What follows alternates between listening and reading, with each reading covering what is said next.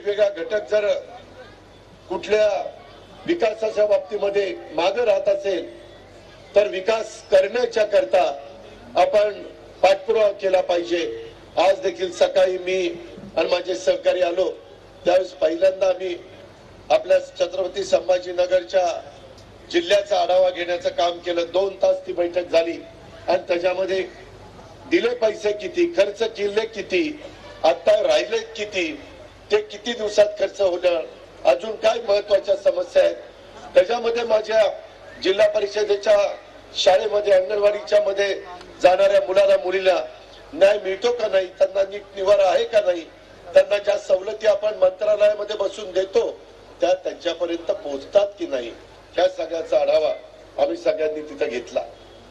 त्यांच्या ज्या राज्य स्तरावरच्या अडचणी होत्या त्या दूर करण्याच्या करता मी जबाबदारी स्वीकारली आणि जे जिल्ह्याच्या स्तरावरचे प्रश्न आहेत ते पालकमंत्री आणि इतर मंत्री आमदारांना सांगितलं की हे तुम्ही जिल्हाधिकारी आणि कलेक्टर तुमचे मुख्य कार्यकारी अधिकारी त्या सगळ्यांना घेऊन ते मार्गी लागले पाहिजे। ह्या करता सरकार चालवायचं असतं। अलीकडच्या काळामध्ये महायुतीचं सरकार आपण सगळेजण चालवतो। एकनाथराव शिंदे मुख्यमंत्री आहेत, देवेंद्रजी उपमुख्यमंत्री आहेत।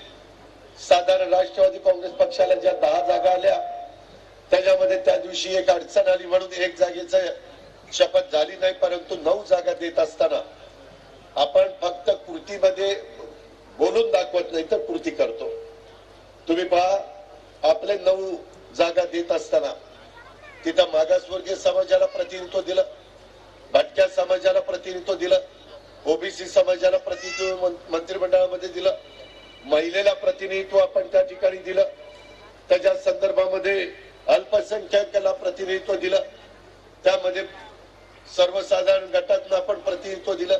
सांगायचं आदरणीय दादांच्या नेतृत्वाखाली बारामतीचा सर्वांगीण विकास होत आहे। विकासाचा रोल मॉडेल म्हणून आपल्या बारामतीचे देशभर ओळखली जाताना तुम्हाला सगळ्यांनाच माहिती आहे।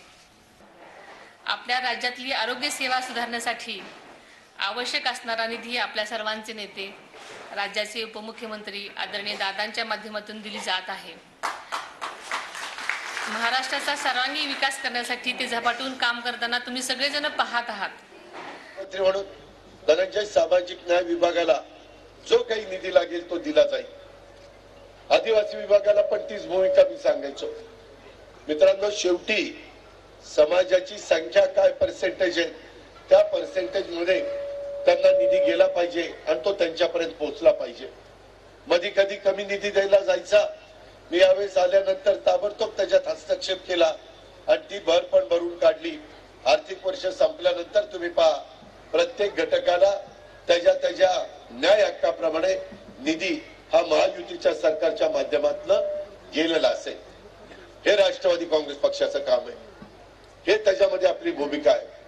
परंतु ही भूमिका बजावत असताना काही जण त्यांना आता कुठला मुद्दा नाही त्याच्यामुळं कधी कधी सांगायचं संविधान बचाव देश बचाव। मित्रांनो, मी अतिशय स्पष्टपणे तुम्हाला सांगतो